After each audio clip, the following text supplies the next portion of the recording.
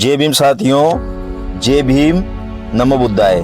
साथियों, आज मैं ऐसी जानकारी लेकर आया हूँ जो बाबा साहब ने कहा था कि मुझ में और बुद्ध में 10 समानताएं हैं। बाबा साहब डॉक्टर भीमराव अंबेडकर ने बौद्ध धर्म स्वीकार कर लिया था।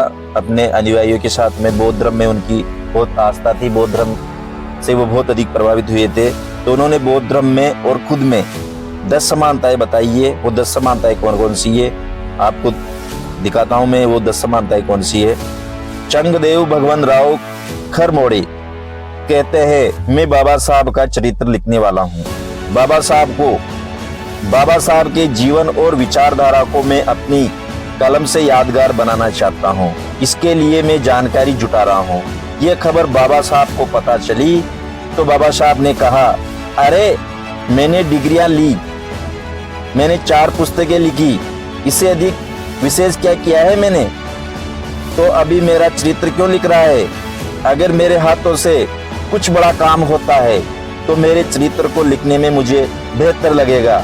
मैं 80 साल तक जीवित रहूंगा और इस दौरान मैं बहुत से ऐसे काम करूंगा जिससे समाज को फायदा होगा।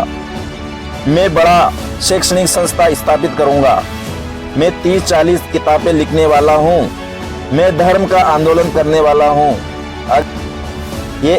अगर ये सब मेरे हाथ से होता है तो मेरे चरित्र का कुछ महत्व होगा।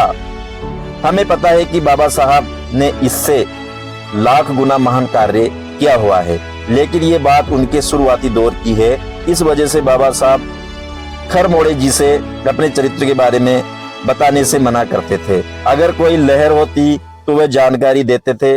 ऐसा ही एक उन्होंने अपने जीवन और भगवान बुद्ध के जीवन के बीच समानता के बारे में जानकारी साझा की थी। बाबा साहब ने कहा था कि बुद्ध और मुझ में कितनी समानता है ये देख। बुद्ध का जन्म एक शाही परिवार में हुआ।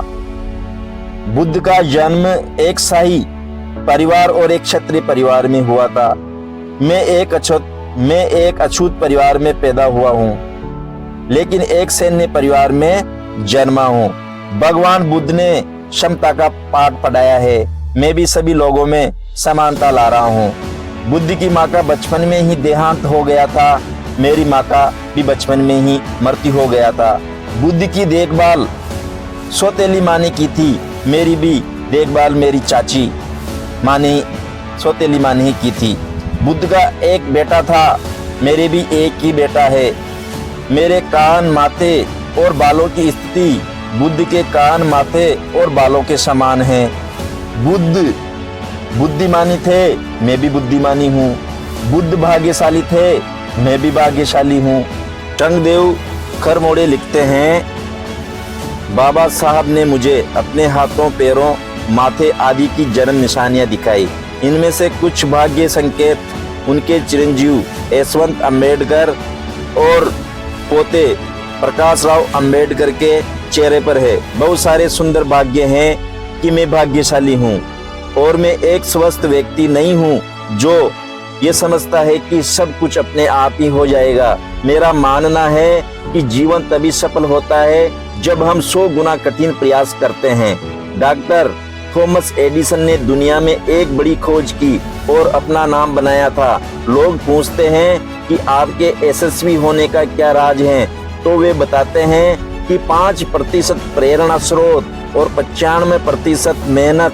बाबा साहब ने जीवन भर बहुत मेहनत की है, कई कठिनाइयों का सामना किया है और सामान्य काम किए हैं, तब जाकर वे महामानव बन पाए हैं। उन्होंने पूरी जिंदगी भर संघर्ष किया है। उन्होंने अपने 4 संतानों को भी खो दिया है, जब जाकर वो भारत रत्न और विश्व रत्न बन पाए हैं। बाबा साहब के जो प्रयास है वो हमें याद रखने चाहिए। इससे हमें प्रेरणा मिलती है बाबा साहब की जीवनी और विचारधारा से कि हमें संघर्ष करना चाहिए। बाबा साहब ने भी एक नारा दिया था, शिक्षित बनो, संगठित रहो और संघर्ष करो।